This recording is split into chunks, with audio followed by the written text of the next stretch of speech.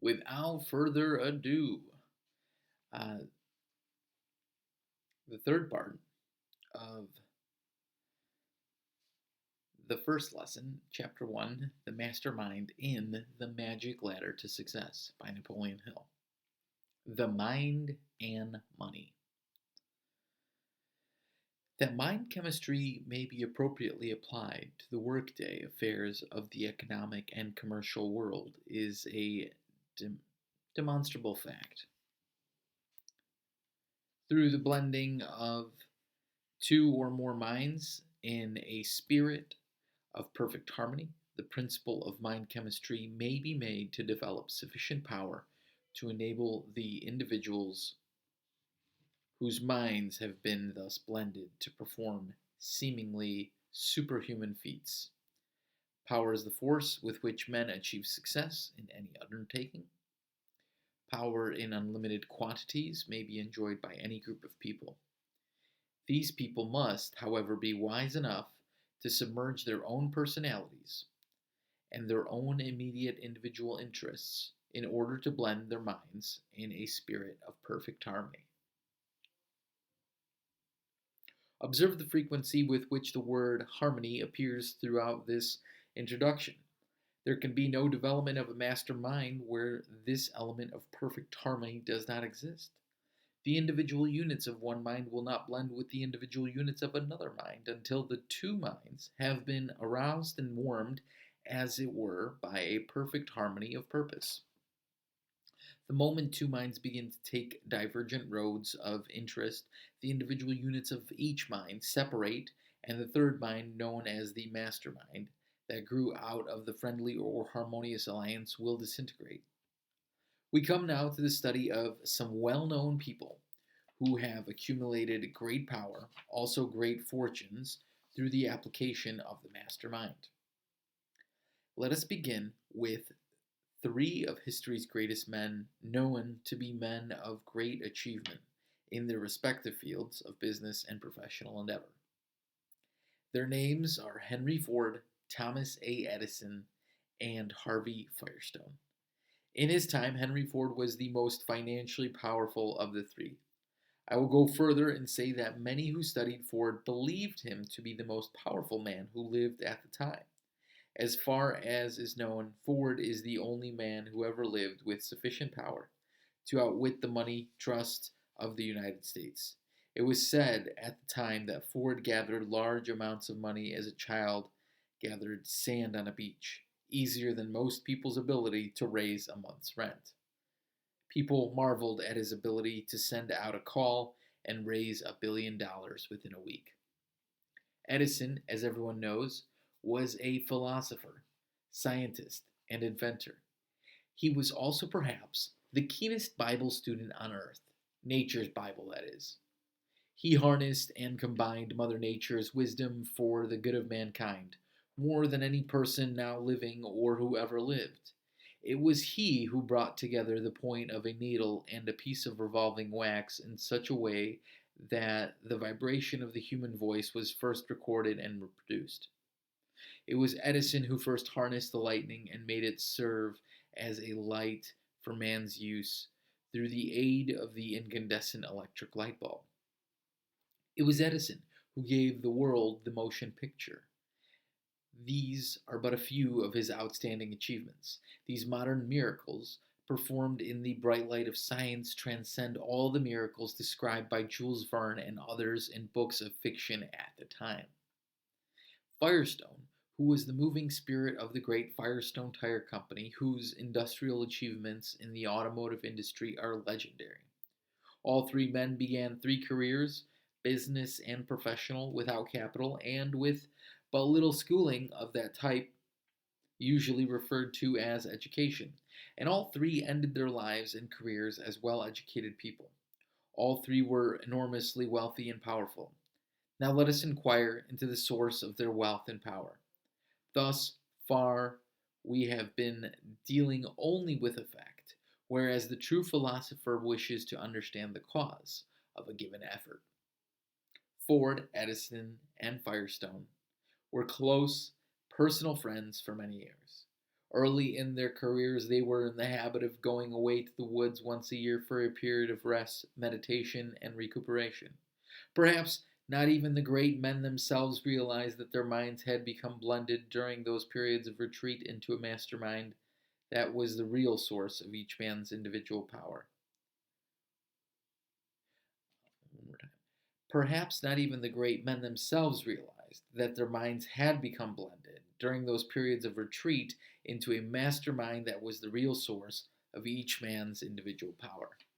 There you go. This mass mind, a product of the coordinated individual minds of Ford, Edison, and Firestone, enabled these men to tune in to forces and sources of knowledge with which most people are totally unfamiliar. If there is doubt about either the principle or the effects here described, let the student remember that more than half the theory here set forth is based on known facts. For example, it is known that these three men wielded great power. It is known that they were extremely wealthy. It is known that they began without capital and with little schooling. It is known that they formed periodic mind contacts. It is known that they were harmonious and friendly. It is known that their achievements were so outstanding as to make it possible to compare them with those of their peers. All these facts are known to practically every school child in the civilized world. Of this, there can be no dispute. There is another major fact connected with the cause of the achievements of Edison, Ford, and Firestone of which we may be sure. These achievements are in no way based upon trickery, deceit, or any other form of unnatural law. Neither did these men possess secret knowledge of any particular magic. They worked with natural laws that, for the most part, are well known to all economists and leaders in the field of science, with the possible exception of the law upon which chemistry of the mind is based. Though more study of the power of the mind goes on every year, it's not officially a science in the traditional sense. The mastermind intuitively used to such advantage by Ford, Firestone, and Edison may be created by any group of people who will coordinate their minds in a spirit of perfect harmony. The group may consist of any number from two upward. Best results appear available from the blending of 6 or 7 minds. It has been suggested that Jesus Christ discovered how to make use of the principle of mind chemistry and that his seemingly miraculous performances grew out of the power he developed through the blending of the minds of his 12 disciples. It has been pointed out that when one of the disciples broke faith, Judas Iscariot, the mastermind immediately disintegrated, and seen in limited human terms, Jesus then met with the supreme catastrophe of his life. When two or more people harmonize their minds and produce the effect known as a mastermind, each person in the group becomes vested with the power to contact with and gather knowledge through the subconscious minds of all the other members of the group. This power becomes immediately noticeable, having the effect of stimulating the mind to a higher rate of vibration and otherwise evidencing itself in the form of a more vivid imagination and the consciousness of what appears to be a sixth sense. It is through this sixth sense that new ideas will flash into the mind. These ideas take on the nature and form of the subject dominating the mind of the individual. If the entire group has met for the purpose of discussing a given subject, ideas concerning that subject will come pouring into the minds of all present. That's worth repeating. If the entire group has met for the purpose of discussing a given subject, ideas concerning that subject will come pouring into the minds of all present, as if an outside influence were dictating them. Intention. Intention is key, folks. The minds of those participating in the mastermind become as magnets, attracting ideas and thought stimuli of the most highly organized and practical nature, from no one knows where. The process of mind blending here described as a mastermind may be likened to the act of one who connects many electric batteries to a single transmission wire, thereby stepping up the power passing over that line by the amount of energy the batteries carry. So it is in the case of blending individual minds into a mastermind. Each mind, through the principle of mind chemistry, stimulates all the other minds in the group until the mind energy thus becomes so great that it penetrates and connects with the universal energy, which in turn touches every atom of matter in the universe. Every public speaker, like the quantum realm, even. So as soon as you get in there, it really taps into the whole quantum realm. Every public speaker has felt the influence of mind chemistry, for it is a well known fact that as soon as the individual minds of an audience from a report, I'm actually even thinking right now, because I've studied a specific metaphysical teacher who teaches this fact that my intention and wish for you is to really get and this is what I'm stating to you, your incredible great idea for the good of the good ideas you're working towards. Because I believe with this statement that was just said, we can in fact envelop in a mastermind, even though you might be looking at this in the future and I be recording this in the past. We can be connecting in this intention that we have. And that's ultimately what Napoleon says. You need to have a pen and paper or some sort of recording device so you can notate the ideas, the good ideas that come to mind for the good projects that you have. Because, yeah, I'll continue. Every public speaker has felt the influence of mind chemistry, for it is a well known fact that as soon as the individual minds of an audience form a rapport, become attuned to the rate of vibration of another mind, I think that's harmony, with the speaker, there is a noticeable increase in the speaker's enthusiasm, and he or she often rises to heights of oratory that surprise all, including the speaker. Yeah, this is making a lot of sense. The first 5 to 10 minutes, kind of like any book, right? You get through a few chapters or chunks and then it really starts flowing. The first 5 to 10 minutes of the average speech are devoted to what is known as warming up. By this is meant the process through which the minds of the speaker and the audience are becoming blended in a spirit of perfect harmony. Every speaker knows what happens when this state of perfect harmony fails to materialize upon the part of the audience. The seemingly supernatural phenomena sometimes occurring in meetings of religious and spiritual groups are the result of the reaction upon one another of the minds in the group. These phenomena seldom begin to manifest themselves during the first 10 to 20 minutes after the group is formed, for the reason that this is about the time required for the minds in the group to become harmonized or blended. The messages received by members of such a group probably come from one of two sources or from both, namely, first, from the vast storehouse of the subconscious mind of some member of the group, or second, from the universal storehouse of energy in which, this is true, it is more than probable all thought vibration is preserved. Akashic comes to mind. Akashic records, right? It is a known fact that any individual may explore the store of knowledge in another's mind through this principle of mind chemistry, and it seems reasonable to suppose that this power may be extended to include contact with whatever vibrations are available, if there are any. Akashic records. The theory that all the higher and more refined vibrations, such as thought, are intact and preserved grows out of the known fact that neither matter nor energy, the two known elements of the universe, may be either created or destroyed. It is reasonable to suppose that all such vibrations will survive forever. The lower vibrations, however, probably survive for a natural lifespan and die out.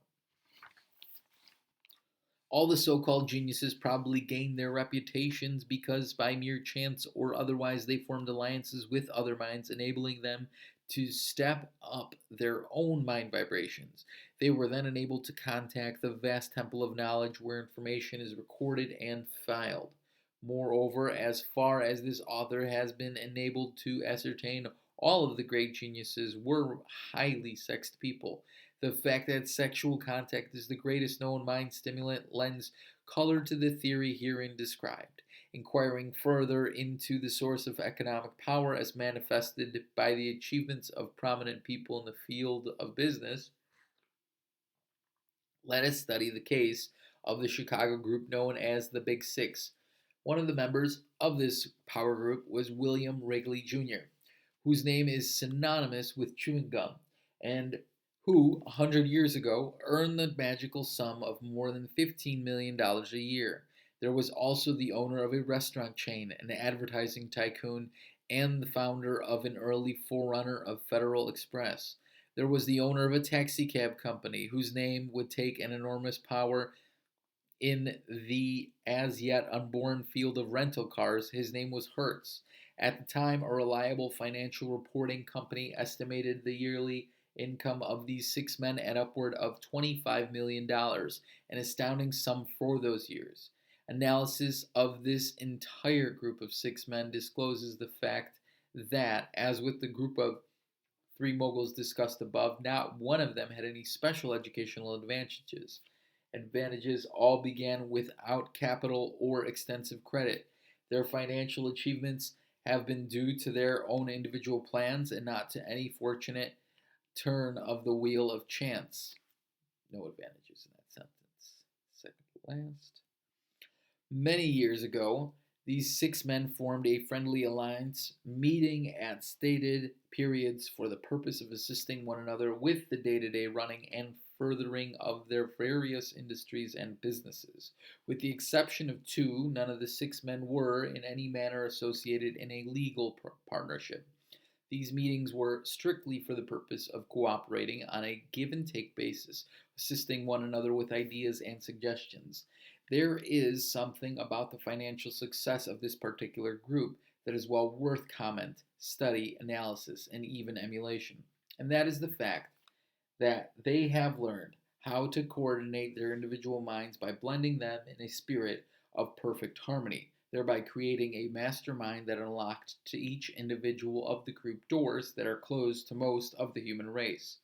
The United States Steel Corporation has always been one of the greatest, strongest, most powerful industrial organizations in the world. The idea out of which this great industrial giant grew was born in the mind of Albert H. Gary, a more or less commonplace lawyer who was born and reared in a small Illinois town near Chicago that was later named for him. Gary also surrounded himself with a group whose minds successfully blended in a spirit of perfect harmony, thereby creating the mastermind that became the moving spirit of the great United States Steel Corporation. Search where you will, and wherever you find an outstanding success in business, finance, industry, or in any of the professions, you may be sure that in back of the success is some individual who has applied the principle of mind chemistry through which a mastermind has been created. These outstanding successes often appear to be the handiwork of but one person, but search closely and the other individuals whose minds have been coordinated with his or hers may be found. Remember that it takes just two or more to operate the principle of mind chemistry that results in a mastermind. Power, human power, that is simply organized knowledge expressed through intelligent action.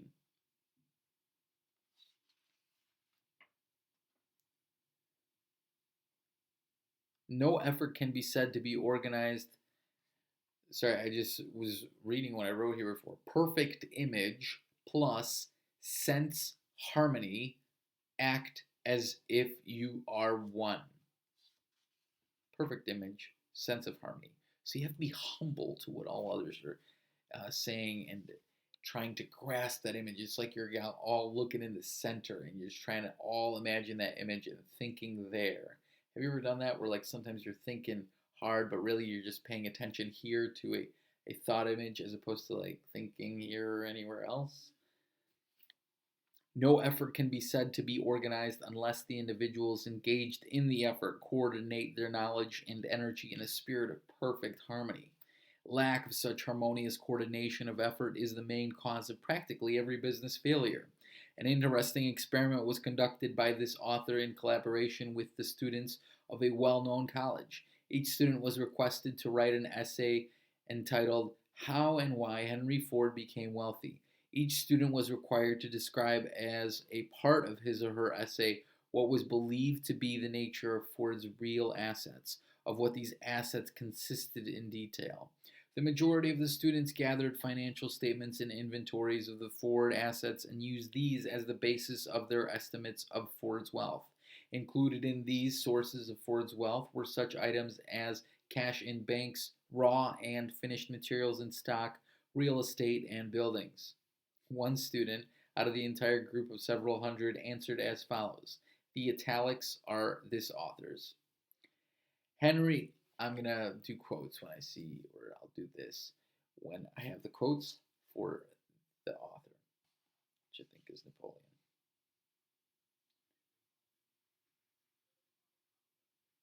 Or maybe Patricia G. Horan. Or maybe myself. Henry Ford's assets consist in the main of two items, viz. 1. Working capital and raw and finished materials. 2. The knowledge gained from experience by Henry Ford himself and the cooperation of a well-trained organization that understands how to apply this knowledge to best advantage from the Ford viewpoint.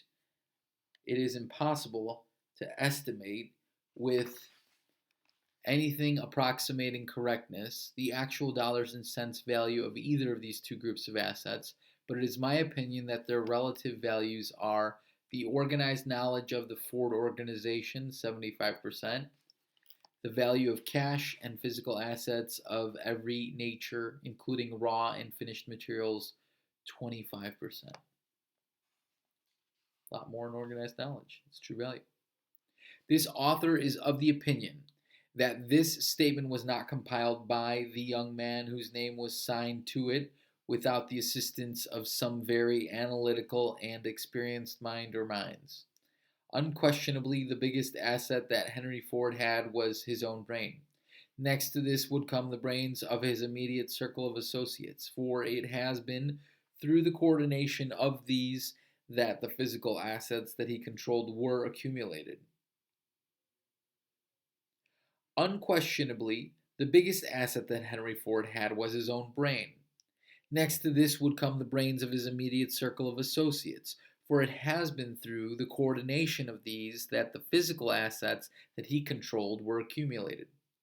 If at the time you destroyed every plant the Ford Motor Company owned, every piece of machinery, every ton of raw or finished material, every finished automobile, and every dollar on deposit in any bank, Henry Ford would still have been the most powerful man economically on earth. The brains that have built the Ford business could duplicate it again in short order. Capital is always available, in unlimited quantities, to such brains as Ford's. Economically, Ford was the most powerful man on earth because he had the keenest and most practical conception of the principle of organized knowledge of any man then on earth, as far as this author has the means of knowing.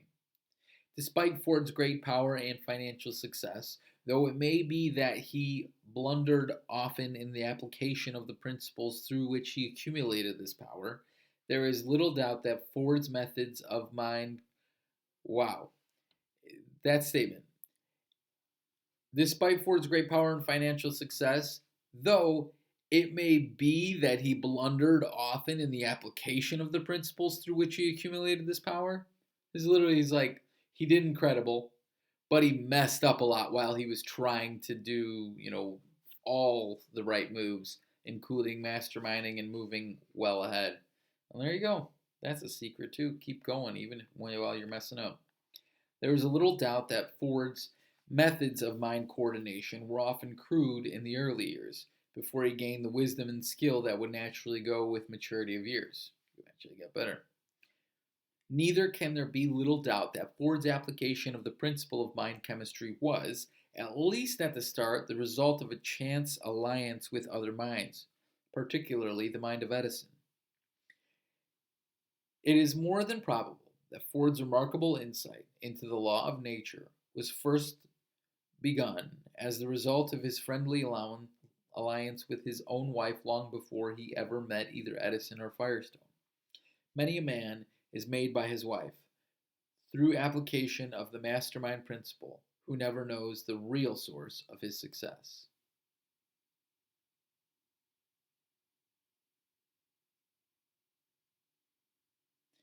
Mrs. Ford was a remarkably intelligent woman, and this author has reason to believe that it was her mind blended with her husband's that gave him his first real start toward power. It may be mentioned without in any way depriving Ford of any honor or glory that in his earlier days he had to combat the powerful enemies of illiteracy and ignorance to a greater extent than did either Edison or Firestone. Both were gifted by natural heredity with a fortunate aptitude for acquiring and applying knowledge. Ford had to hew his talent out of the rough, raw timbers of his none too favorable heritage. Within an inconceivably short period of time, Ford mastered three of the most stubborn enemies of mankind and transformed them into assets that become the very foundation of his success. These enemies are ignorance, illiteracy, and poverty. Any man who can stay the hand of these three savage forces, much less harness and use them to good account, is well worth close study by less fortunate individuals. The man who has a definite aim in mind and a definite plan for attaining it has already gone 9/10 of the way toward success. We are undoubtedly living in an age of industrial power. The source of all this power is organized effort. A glance at any day's newspaper or attention to any news program will confirm the vast numbers of corporate, financial, or industrial mergers that have brought unprecedented power under one management. One day it is a group of banks, another day it is phone companies, the next week newspaper chains, followed by the arranged marriages of communications giants. All are merging for the purpose of developing power through highly organized and coordinated effort. I'm having a real buzz right now. Um,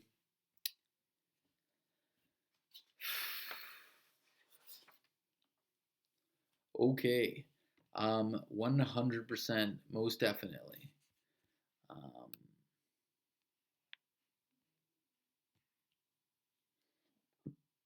wow. If you're hearing this right now, um, I am working with a charity, and we give a lot of the funds that my company earns to this charity. I wouldn't have done it if I wasn't called to by what I believe to be God, and I was raised with Jesus Christ, and we could have a long conversation about this because it's not just what you're hearing, it's what I'm meaning. So we could have a conversation about that another time. But if you would like to work with me or my company or whatnot, because almost all of it goes to the sustainability of these causes. Um, I mean, we're helping over 150 orphans get healthier food, and some of them have had no food before. So that's all I'm going to say. I'm going to continue reading, but I needed to state that because if you'd like to connect in any way, um, it's mostly towards increasing that vision because I'm called to do it. Not going back to the book, you should always, this phrase came to me about a week ago, to give back and be rich. Because the whole goal was to be rich, teach people how to be rich. And you have to be first. And the only way you can truly do that is to give back to something greater. And when I was called to do this, I was like, oh my goodness. So you have to give back somehow. So, no, if you were to donate any money to me, it would help this cause. And if you don't give back any money, you should be giving about 10%. But that's for another topic. But I'm just going to jump in. You should probably be giving 10. You should probably be donating 10 to your wealth growth, and then another 10 to at least emergency fund savings slash Uncle Sam or taxes. At least 10% of these, and truly it should be about 10% of each four of those, not just three. And then the rest is what funds your business and your sustainability ultimately.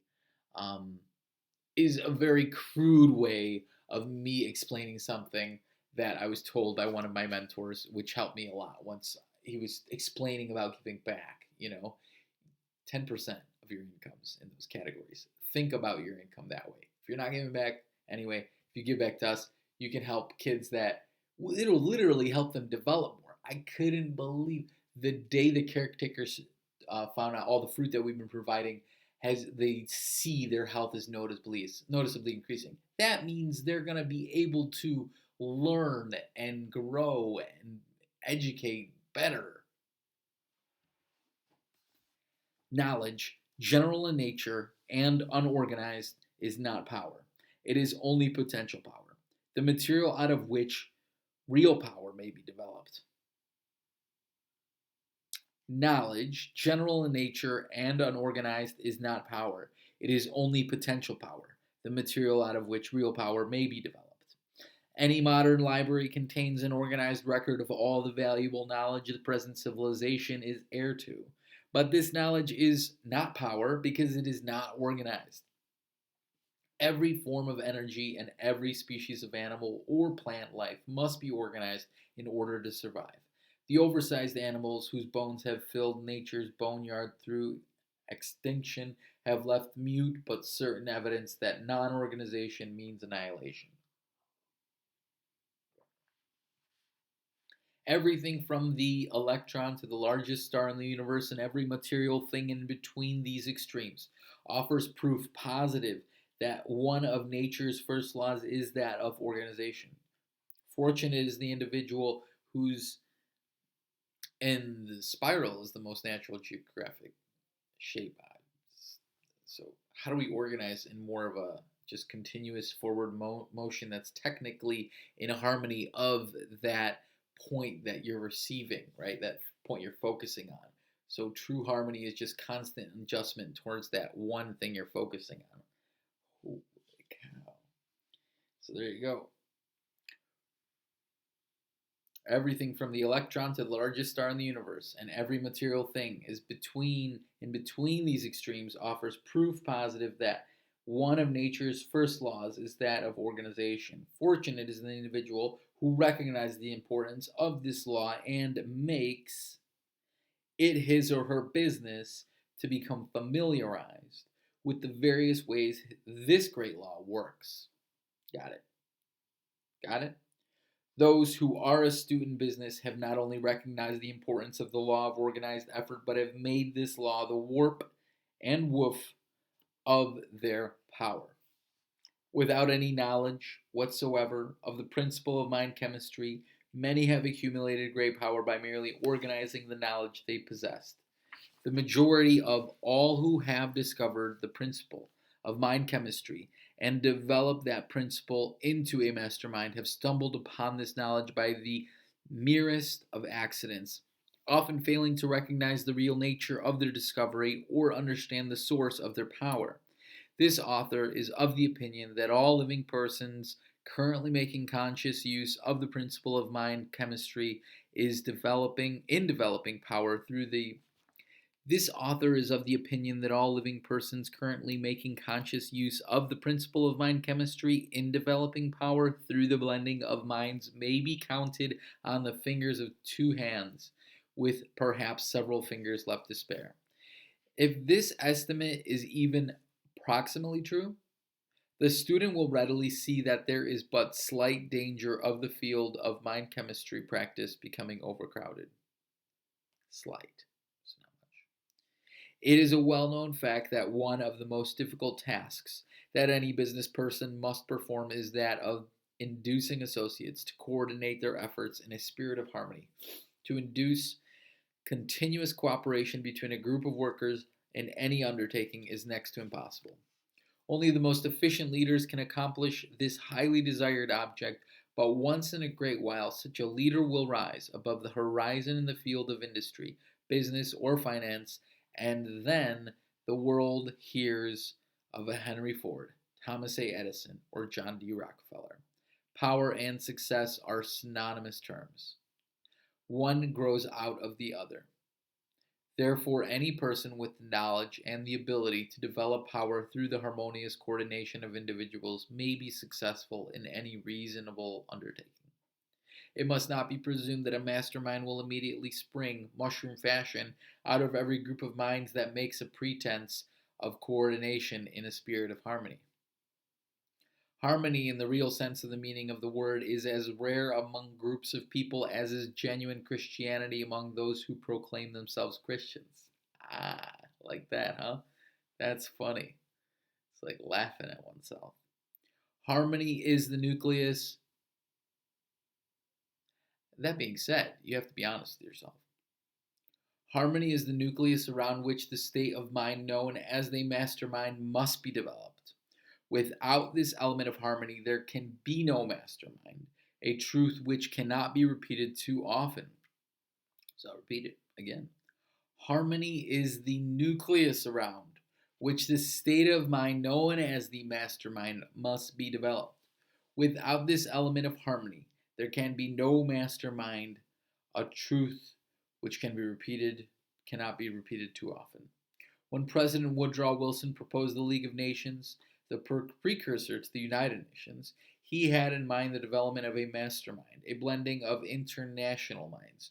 Wilson's conception was the most far reaching humanitarian idea ever created in the mind of man at the time because it dealt with a principle that embraces sufficient power to establish a real brotherhood of man on earth.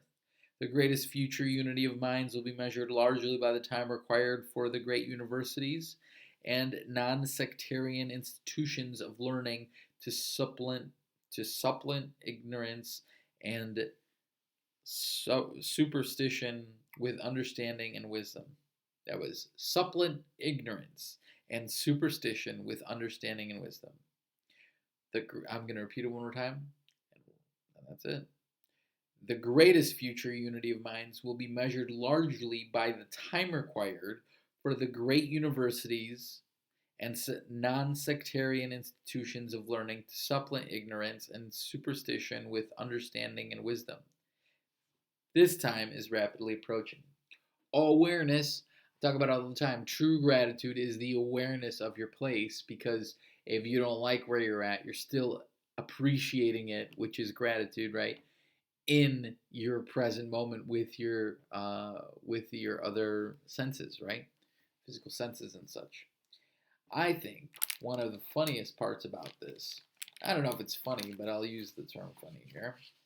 The title of this section break was The Mind and Money, and there was lots of explanations in it, and it did ultimately say that power equals success, and it almost makes money synonymous with these things.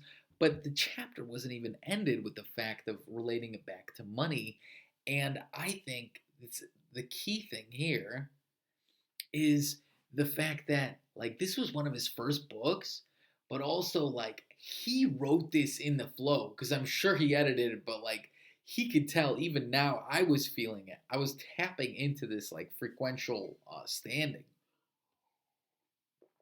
and I was getting real good hits of clarity, and I presume you have as well. If not, maybe listen to it again, or just go through the whole book and then go through it again, because this isn't the first time I'm reading this, right? Not this section, at least. I think I read most of this book. At least the parts with these notes. I don't know if I ever finished it all the way, to be fair. The goal is to finish it with you, because really the whole effort I'm putting into the phrasing at the start of it was the fact that it didn't go back to money, but the intention was there.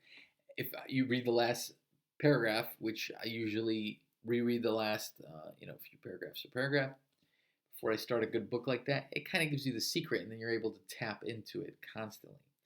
And really, he says that this is really just meant to inspire you, to get you to create extra images.